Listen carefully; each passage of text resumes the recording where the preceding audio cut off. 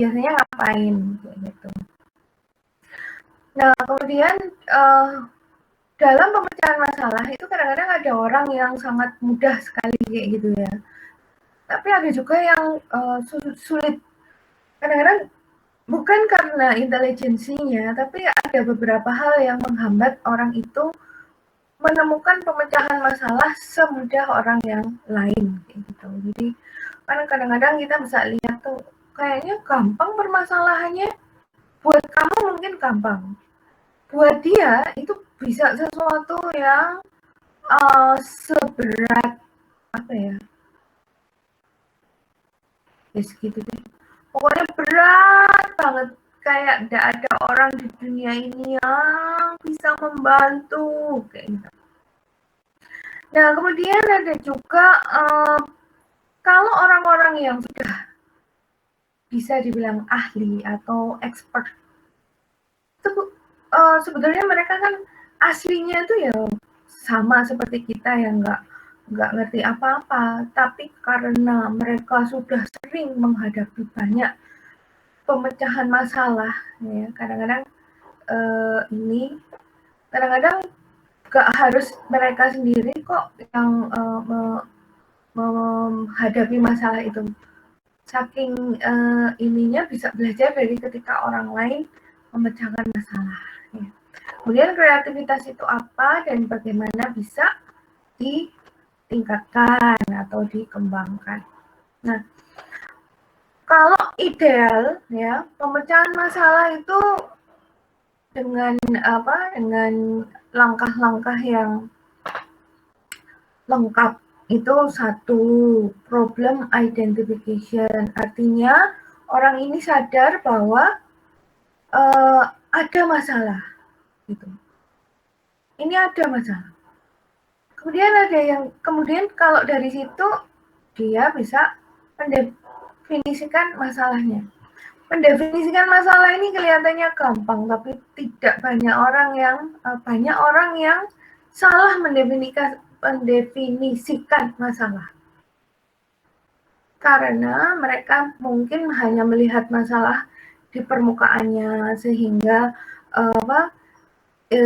akar dari masalahnya mereka nggak bisa lihat kayak gitu. Nah ini banyak contoh misalkan soal vaksin aja kayak gitu. Kemarin saya juga nyontohin vaksin.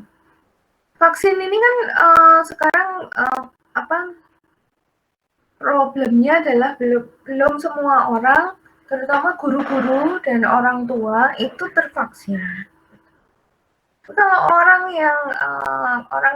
yang biasanya yang gagah-gagahan anti pemerintah kayak gitu ya kan, itu bilangnya wah itu nggak benar, itu nggak beres, itu kalau ngurusin distribusi itu kan gampang, wah ini kalau wes coba dia yang ini, coba dia yang dikasih ini, wah pasti ada aja, wah itu susah itu kan.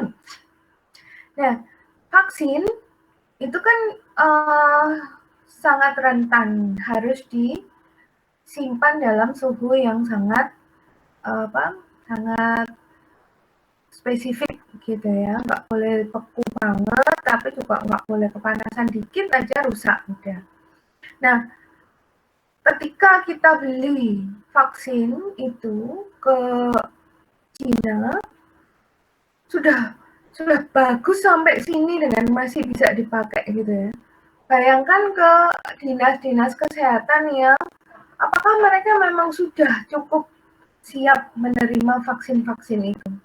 Daripada nerima vaksin, mereka mungkin vaksin yang ini hanya ditaruh di tempat yang siap aja lah, yang tempat yang siap aja ini mungkin ya rumah sakit besar dan lain sebagainya ya kan. Nah, hal-hal seperti ini yang mungkin tidak di definisi permasalahannya itu kadang-kadang orang-orang itu hanya melihat permukaannya saja, tidak melihat akarnya kayak gitu. Belum lagi, kenapa kok nggak diproduksi di Indonesia? Loh, di Indonesia ini saking banyaknya manusianya, berjuta-juta, termasuk kan yang varian dari COVID-nya itu juga yang paling banyak. Kan susah bikin vaksin ini untuk semua varian. Belum ketika dibikinin ini ternyata muncul varian baru. Ketika dibikin vaksin yang ini muncul varian baru.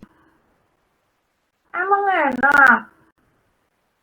Nah, itu contohnya ketika kita mendefinisikan masalah harus berhati-hati pada akar masalah yang sebenarnya. Jadi untuk itu setelah kita tahu pemecahan akar masalahnya harus betul, itu menyusun strategi untuk pemecahan masalah. Kemudian mengumpulkan informasi yang bisa jadi gimana sih kalau di kampung-kampung gimana nih, kan harus puskesmas, berarti kan puskesmas harus dikasih tempat ini kulkas yang bagus gitu, yang cocok untuk ini.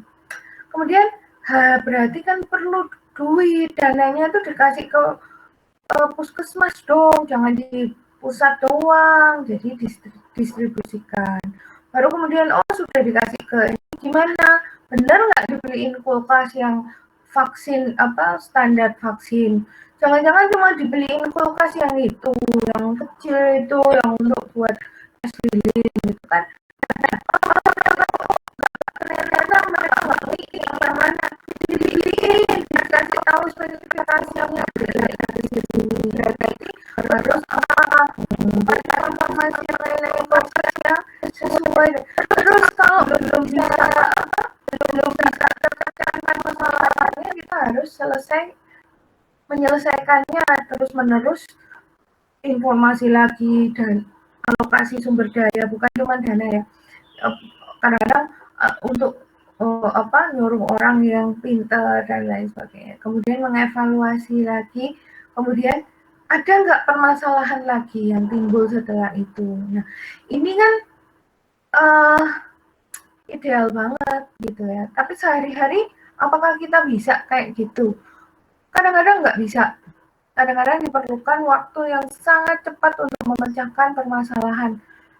Dan terus, nah itu dia makanya kadang-kadang tidak bisa seperti itu, kayak misalkan harus mengambil semua informasi. Informasi itu kan ya harus dikumpulkan sebanyak mungkin, memang ya ideal gitu. Akan tetapi kadang-kadang terkumpul pun sekarang ini kayak internet ya. Internet ini kan apa yang nggak ada. YouTube itu apa yang nggak ada.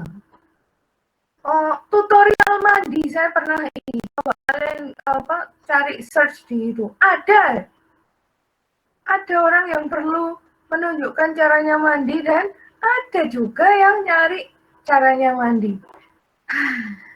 Nah, masalahnya adalah bagaimana kita mengalih perhatiannya pada informasi yang kita perlukan betul, bukan yang salah.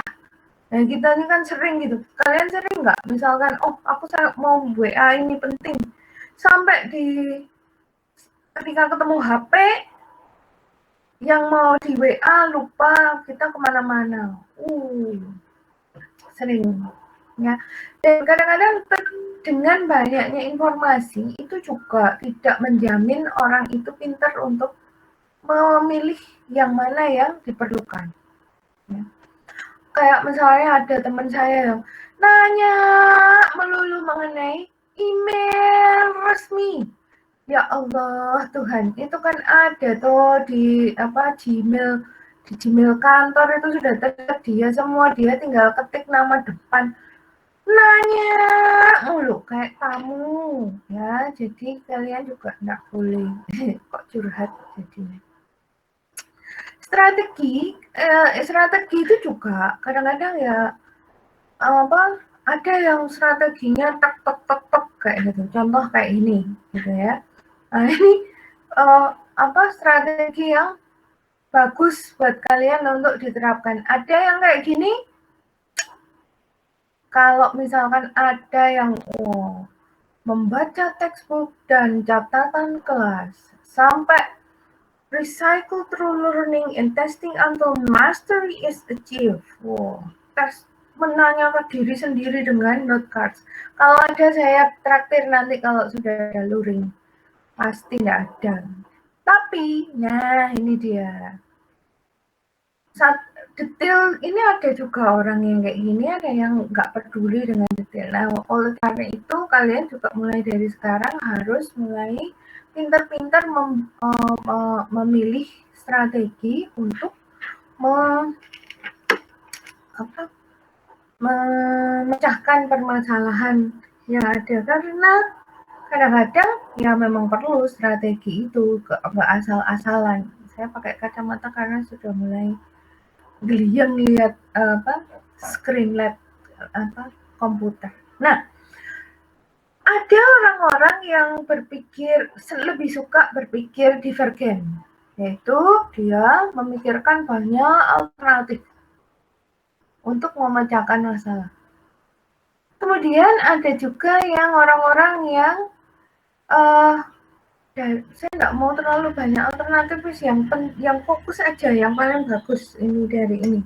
Jadi mengerucutkan banyak alternatif, kemungkinan itu menjadi solusi yang paling bagus. Nah, yang paling bagus itu justru adalah dua orang yang bisa mempergunakan dua-duanya. Kadang-kadang kita harus memikirkan banyak alternatif, kemudian memilih di antara para alternatif tersebut yang paling bagus. Duh, kan enak tau. Jadi lebih fleksibel orang yang sama-sama bisa berpikir divergen dan juga konvergen. Bukan cuman sing enak ae lah, ngono. Itu kan konvergen.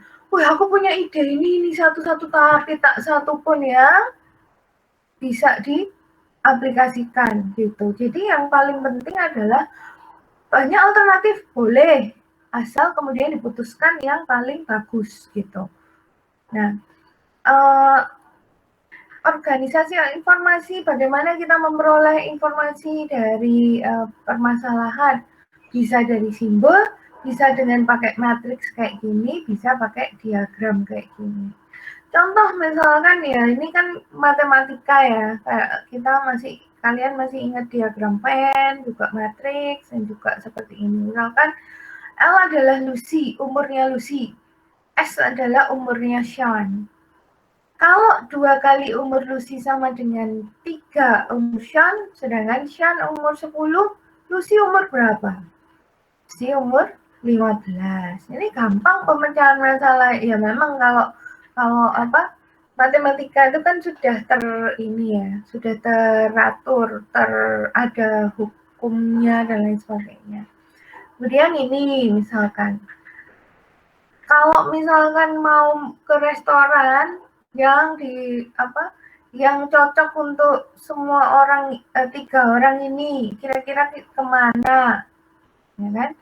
Jared sukanya buah-buahan, Alex suka buah, suka juga buah yang ada mangganya, tapi dia nggak suka. Aku kok kebalik sih? Nggak, wes, yang X dijadikan suka aja, ya. Dia suka mango sama suka steak. Kemudian Henry nggak suka mangga tapi suka peach sama steak. Jadi kira-kira mungkin beli jus saja, ya. Kalau beli steak nanti Jared nggak bisa makan, misalkan kayak gitu. Pemecahan masalahnya. Kalau jus bisa semuanya bisa, mungkin jus peach sama jus mango kayak gitu. Nah, ini diagram Venn, misalkan berapa orang yang pernah tinggal di Jogja, Surabaya, dan Malang, misalkan kayak gitu, ya.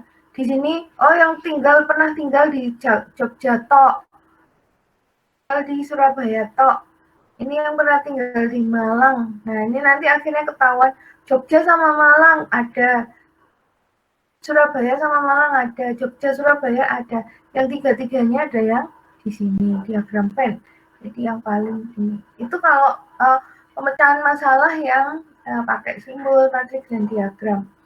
Nah, masalahnya itu kan well structured gitu. Artinya punya pemecahan masalah yang jelas, yaitu satu dari itu adalah itu strukturnya jelas. Nah, tapi kayak misalnya kayak gini, tidak jelas strukturnya kayak gini, ini sangat dan biasanya kalau orang ngerjain ini kayak misalnya kalian ngerjain TPA atau ngerjain tes-tes yang logika itu habis gitu kan cuapek gitu ya, karena otak kita ini jarang sekali olahraga, jarang dipakai. Begitu disuruh mikir dikit aja langsung cuapek. Contohnya kayak gini, ini kan berdasarkan novel berdasarkan Fellowship of the Ring gitu kan. Nah, kalau misalkan masih ingat yang pertama gitu kan, kejar-kejaran antara Hobbit sama Orc di sungai itu. Jadi ini perahu cuma satu. Perahunya ini harus dipakai oleh kalau orknya kebanyakan nanti menang. Tapi kalau misalkan sama jumlahnya kayak gini, itu terutama yang ada di sini, yang di pinggir kali gitu ya, itu kalau jumlahnya sama nggak apa-apa. Jadi kemungkinannya adalah ini. Misalnya ada hobbit sama orc satu perahu, atau orc dua, atau hobbit tok. Hobbit dua juga bisa, ya kan kayak gitu. Nah ini kan tidak terstruktur dan kita harus mikir satu persatu. Aduh, tidak bagus untuk orang yang berpuasa ya. Kalian coba kalau sudah buka aja. Tapi sayangnya dalam hidup itu seperti ini, ya kan? Problemnya itu betul-betul kadang-kadang gak jelas apa problemnya, gimana cara pemecahannya, ya itu dia. Kita memakai sistem shortcut ya. Kalau algoritma ini adalah prosedur shortcut yang dipakai ketika kita sudah ada if titik-titik then titik-titik ya. Jadi ada beberapa petunjuk untuk memecahkan masalah. Algoritma ini juga dipakai di aplikasi-aplikasi komputer software. Kalau dia klik ini maka kayak gitu. Juga di coding gitu kan seringkali pakai algoritma ini pemecahan masalah. Nah, akan tetapi kita kan bukan komputer, kita manusia. Kita pakai heuristik. Heuristik ini jalan pintas untuk menyelesaikan masalah. Oleh karena biasanya kalau kita waktunya terlalu mepet atau dikejar anjing atau pokoknya kepepet lah gitu, biasanya kita pakai heuristik ini. Jadi berdasarkan pengalaman kita ini memecahkan masalah dengan secepat mungkin gitu. Nah, memang kadang-kadang menyelesaikan masalah gitu, tapi belum tentu itu ya solusi yang paling bagus gitu. Tapi biasanya kita salah satu dari heuristik gitu, jalan pintas itu namanya means and analysis gitu. Contoh kalau misalkan kita mau mencapai sesuatu, harus punya strategi sampai ke sana, ya kan? Nah, supaya nyampe sana, apakah kita langsung ke sana? Kadang-kadang nggak bisa juga gitu. Kita harus mencapai beberapa hal dulu. Contoh kalau main monopoli, saya nggak tahu kalian pernah main monopoli atau enggak. Supaya menang, nah kita kan beli yang mahal-mahal itu kan biasanya hotel kayak gitu supaya orang bayar ke kita. Ya itu bukan tujuan akhir, tapi ya itu yang harus dilakukan. Nah, kalau misalkan tidak tahu apa yang harus dilakukan, ini yang nggak benar gitu ya. Artinya tidak bisa mencapai pemecahan masalah yang kecil-kecil yang nanti bisa dikumpulkan jadi besar gitu. Contoh kayak misalnya kalian gitu, nanti skripsi ini bisa sangat sukses dan sangat lancar untuk beberapa orang, tapi juga bisa sangat berat dan sangat traumatis untuk dosennya, bukan untuk mahasiswanya. Tapi dosennya ini yang harus panggil-panggil. Nah, masalahnya kan kadang kita kan nggak tahu, kadang-kadang mahasiswa itu apa sih masalahnya dengan skripsinya kok nggak muncul-muncul gitu. Nah, kita kan punya banyak mahasiswa gitu, nggak bisa kita satu persatu tanya. Jadi masalahmu apa, kenapa, atau muka dosennya yang bermasalah sehingga kamu nggak bisa menemui dosennya. Ya nggak mungkin kayak gitu kan satu persatu. Nah ini juga masalah yang cukup pelik karena kita nggak ngerti gimana. Nah kecuali mahasiswanya bilang, Bu saya itu susah baca jurnal. Oke, kalau nggak bisa baca jurnal ya harus satu persatu translate kayak gitu ya nggak masalah. Namanya juga usaha gitu. Atau Bu, kalau ini agak susah diselesaikan. Bu, saya enggak seneng sama ibu. Saya maunya sama ibu yang itu. Nah, kalau yang kayak gini ini yang enggak bisa diselesaikan masalahnya ya toh. Apa yang harus kulakukan untuk membuatmu menyukaiku? Enggak bisa toh. Ya, kayak gitu. Kemudian ada lagi heuristik yang working forward gitu. Kemarin ini gampang sih, tapi jadi tak susah-susah kayak gitu. Ini misalkan kayak gini, berarti yang harus dipecahkan apa dulu, kayak gitu kan. Nah, ketika kita mau, ini hampir sama dengan tadi, masalahnya ini lebih tahu jelas gitu ya. Artinya, apa sih yang harus dilakukan, ya kerjakan yang di dalam tanda kurung dulu, baru kemudian 8 dibagi 5. Ini aku susah-susahin saja, ini kemarin cuma 4. Nah kayak gini, sehingga hasilnya ada 2 kayak gitu. Bayangkan bila kamu 2 plus 6 dibagi 4 kali 1, susah ya kan. Jadi matematika itu gampang kayak means and analysis, akan tetapi sudah tahu ininya gitu ya, apa aturannya. Tapi kalau yang dalam kehidupan biasa enggak semudah itu. Ferguson. Saya sampai lupa sama si Ferguson saking lamanya. Nah, kemudian ada heuristik yang working backward ya. Misalkan kamu suka kehilangan kunci atau enggak, naruh ini dan itu. Nah, biasanya kan kita mikir, tadi kita ngapain ya? Nah, ini ke belakang. Jadi, kadang-kadang memang ada masalah yang justru selesai atau bisa kita temukan pemecahannya ketika kita melihat ke belakang. Artinya, menelusuri kembali kemarin kayak apa? Oh, ternyata misalnya kenapa ya pacarku mukanya kayak gombal? Aduh, kalau ditanyain makin marah nih. Kenapa ya? Oh, ternyata kemarin aku oke.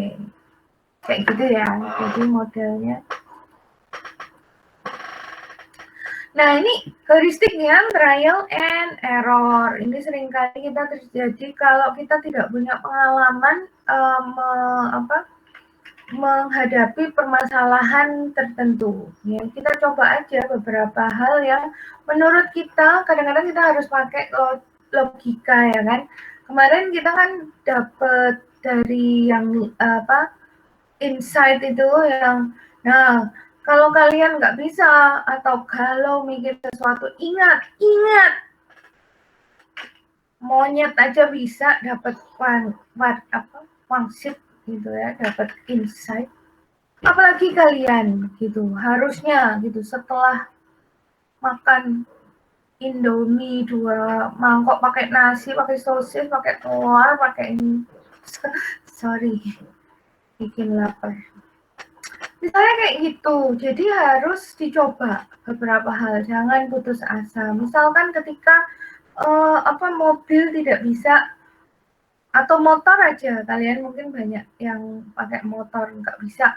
Jadi apa saja yang mesti dicoba? Pertama, didorong dulu kan, pakai temennya suruh dorong. Kalau bukan metik, kalau metik mah ya kalau ini ya langsung, kalau kalian nggak bisa ngutik-ngutik mesin ya tetap makan Indominya dulu dua piring, kemudian dorong ke bengkel. Kalau lihat gasnya dulu, oh enggak, businya kalau misalkan yang memang benar bisa bisa ngerti mesin kayak gitu kan, jangan-jangan akinya mungkin udah lama nggak diisi, itu kalau ngerti mesin. Kalau nggak ngerti mesin ya wes, caranya dengan 2 piring Indomie goreng, dorong ke bengkel. Ya. Mungkin bukan the most efficient strategy, tapi biasanya makan Indomie bisa bikin orang kenyang. Contoh ini ya, persoalan ya ini saya sarankan sih nanti kalau sudah berbuka puasa. Ini kalau misalnya disuruh mindah semua yang dari belakang ini ke kanan. Hanya bisa yang pindah satu untuk ini, nggak boleh berkali-kali satu disk gitu ya. Nah, masalahnya adalah satu disk ini hanya bisa ditaruh di tempat yang lebih ditaruh di atas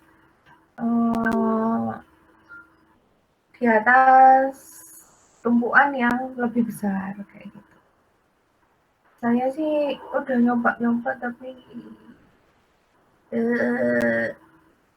ya udah deh, nanti kalian coba sendiri. Jadi nggak bisa kayak gini, misalkan ini kan harusnya ke sini, oh nggak bisa berarti. Nah ini, oke.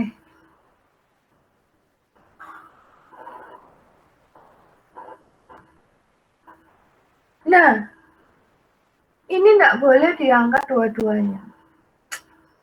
Biasanya saya sih mandek di sini. Begitu deh, ya. Jadi Tower of Hanoi ini memang agak bisa kalian coba. Ada ininya, ada hintnya di sini di Maze World ini ada beberapa game yang kayak gitu, game pinter-pinteran.